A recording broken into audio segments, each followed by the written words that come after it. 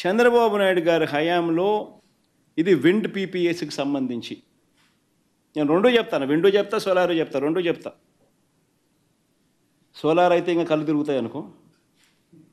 చంద్రబాబు నాయుడు గారు చేసుకున్న పీపీఎల్కి సంబంధించి చూస్తే, విండ్కి సంబంధించి ఒకసారి చూస్తే 2014 నుంచి 2019 చంద్రబాబు నాయుడు గారి హయాంలో ఆయన 3,500 మెగావాట్లకు ఆయన పీపీఎల్ చేసుకున్నాడు.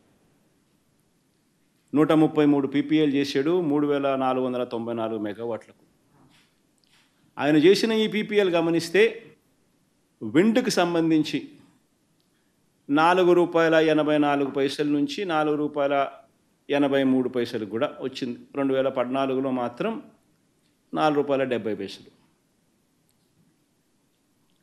విండ్కి సంబంధించి పీపీఏ. పోనీ సోలార్కి సంబంధించి ఒకసారి చూద్దాం.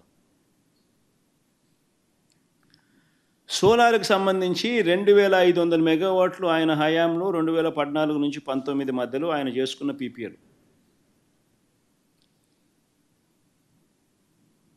2014లో 30 పీపీఎల్ చేశాడు 650 మెగావాట్లకు ₹6.49 యావరేజ్. ₹5.25 నుంచి ₹6.99 మధ్యలో చేసినాడు. 2015లో ₹5.96 చేసినాడు, మరో 250 మెగావాట్లు. మళ్ళీ ఆ తర్వాత 2016లో ₹6.80, ₹5.99, ₹4.61, ₹4.50.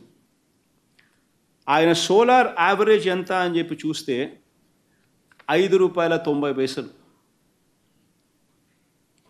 ఇది ఏపీఆర్సీ ఇచ్చిన 2019లో ఏపీఆర్సీ ఇచ్చిన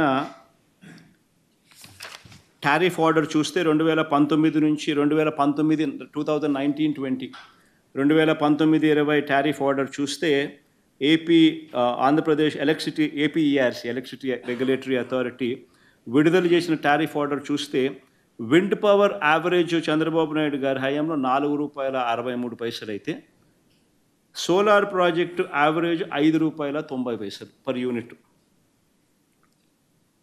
మరి ₹5.90, ₹4.63 కనిపిస్తూ ఉంటే నేను ₹2.49కు సగం రేటుకు చీపెస్ట్ రేట్ ఆఫ్ పవర్ అవైలబుల్గా ఉందని కేంద్ర ప్రభుత్వం నాకు లేఖ రాస్తే, నేను ఇస్తానని చెప్తే, ఇంటర్స్టేట్ ట్రాన్స్మిషన్ ఛార్జెస్ కూడా వేవర్ చేస్తున్నాను అని చెప్పి కేంద్ర ప్రభుత్వం నాకు చెప్తే, నేను స్పందించకపోయిందంటే మీరంతా నన్ను ఏమనేవాళ్ళు? స్పందించిన నేను మంచోన్నా? అంత దిక్కుమాలిన రేట్లకు పీపీఎల్ చేసుకున్న చంద్రబాబు నాయుడు మంచోడా?